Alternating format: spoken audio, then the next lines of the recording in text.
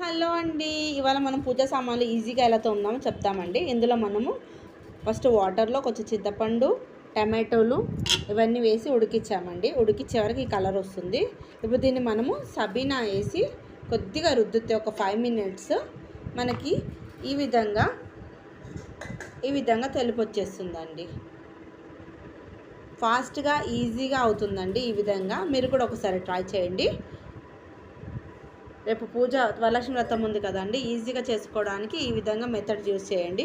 వాటర్లో నిమ్మకాయ తొక్కలు, టమాటా తొక్కలు, చింతపండు వేసి ఉడికిచ్చేసి కొద్దిసేపు ఉంచేయాలి. ఇందులో నానుతుందండి. నానాక మనం సబీనా వేసి రుద్దేస్తే తెల్లగా అవుతుందండి. మొత్తం అన్నీ ఈ విధంగా అవుతాయండి. తెల్లగా ఈ కలర్లో ఉన్నవి ఆ కలర్లో వచ్చాయండి. మొత్తం ఈ కలర్లో ఉన్నాయి, ఈ కలర్లో వచ్చాయి. డిఫరెన్సెస్ మీరే చూడండి. ఈ విధంగా ఉన్నాయి, తోమితే ఆ విధంగా అవుతాయి. వీడియో నచ్చితే లైక్ చేయండి, షేర్ చేయండి, సబ్స్క్రైబ్ చేయండి.